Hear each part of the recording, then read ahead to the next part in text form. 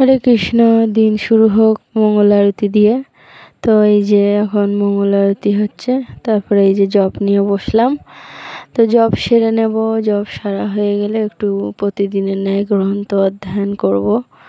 তো গ্রন্থ অধ্যয়ন করার পরে প্রভুজি বাজারে গিয়েছিল, বাজার থেকে শাপলা নিয়ে এসছে, আর এই যে লাউ নিয়ে এসছে, আর হচ্ছে কচু নিয়ে এসছে। তো এই যে দেখুন কচুগুলো কিন্তু মানে এই গাঠি কচুগুলো কিন্তু মানে বিশাল বড় বড় ছিল, সাইজ ছিল। মানে ক্যামেরাতে কেমন লাগছে বলতে পারবো না, তো সাইজটা কিন্তু খুব বড় ছিল। এই যে আমি গাঠি কচুটা রসা হবে ভগবানের জন্য সকালে। তো এই যে গাঠি কচু বানিয়ে নেব এবার। তো গাঠি কচু বানানো হয়ে গেলে আমি রসাটা করব। আমি গাঠি কচুর রসাটা একদমই মশলা ইউজ করি না ওতে। আসলে গাঠি কচু রাধারানীর খুব প্রিয়, জানেন তো। তো রাধারানীকে গাঠি কচুর সবজি দিলে রাধারানী খুবই প্রসন্ন হন। তো আমি খুবই সিম্পল এতে গাঠি কচুর সবজিটা করব, একদমই মশলা ছাড়া।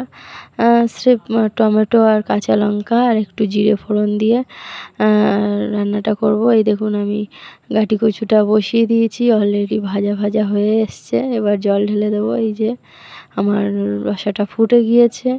তো রসাটা এবারে নামিয়ে নেব, নিয়ে ভোগ নিবেদন করে দেবো ভগবানকে। তারপরে একটা কেকের অর্ডার ছিল, তো সেই কেকটাই বানাচ্ছি দেখুন। তো কেকটা আমি রেডি করে নিয়ে তারপরে অর্ডারটা আমার দিতে হবে সকাল 10টার মধ্যে।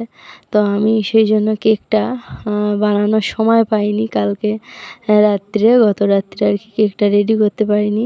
সেই জন্য আজকে সকালেই কেকটা রেডি করছি। তো এই সেবা কার্য সমস্ত কিছু কমপ্লিট করে নিজের ব্যবসাটাও তো সামলাতে হবে বলুন। তো ব্যবসাটাই সামলাচ্ছি। এই যে আমি কেকটা ছিল আমার স্ট্রবেরি ফ্লেভারের কেক 1 পাউন্ডের। তো কেকটা কেমন হয়েছে দেখতে আপনারা বলবেন। তো আমি এই ব্যবসাটা কেকের ব্যবসাটাতে মানে অল্প অল্প করে একটু সাকসেস পাচ্ছি। আপনারা আশীর্বাদ করুন যাতে আমি খুব ভালোভাবে এই কেকের বিজনেসটা নিয়ে এগোতে পারি। আমার খুবই স্বপ্ন কেকের বিজনেসটা নিয়ে আমি এগোবো। আমি সব রকমই কেক বানিয়ে থাকি, কাস্টমাইজ কেক হোক বা নর্মালি কেক হোক। তো এইটা কোনো কাস্টমাইজ না, এটা আমাকে বলে দিয়েছিল যে তুমি যেরকমই পারো সেরকম বানিয়ে দাও, তোমার ওপরে ভরসা আছে। তো এটা আমার রিপিট কাস্টমার, সবসময়ই মানে প্রতি সপ্তাহেই বলতে চলে যে আমার কাছ থেকে কেক নেয়। তো তো আপনারাও বলুন যে কেকটা আমি কেমন বানাচ্ছি বা কেমন লাগলো আপনাদের কেকটা। তো কেকের ফাইনাল লুক তো অবশ্যই দেখাবো। আমি কিন্তু একদমই হোমমেড এগলেস কেক বানাই, কারণ এই সব কেকগুলো সবই ভগবানকে নিবেদন করা হয়।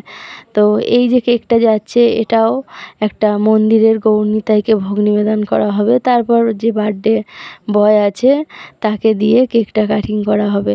তো ভক্তরা নিশ্চিন্তে আমার কাছ থেকে কেক নেয় বিশ্বাসের সহিত।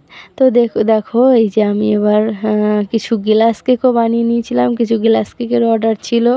তো এই যে আমার কেকের ফাইনাল লুক দেখো, কেকটা কেমন হয়েছে জানিও। তো ভগবানকে না দিলে হয়, ভগবানকে নিবেদন করলাম। এই যে ভগবানকে দর্শন করে নাও। তারপরে এই যে আমার অর্ডারে ছিল মোমো।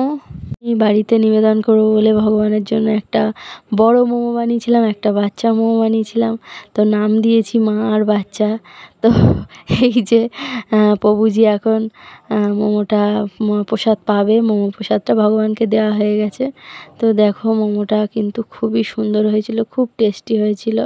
তো তোমরাও যদি এরকম মোমো রেসিপি চাও আমাকে অবশ্যই কমেন্ট করো। ভিডিও ভালো লাগলে অবশ্যই একটা লাইক করো। ধন্যবাদ। হরে কৃষ্ণ।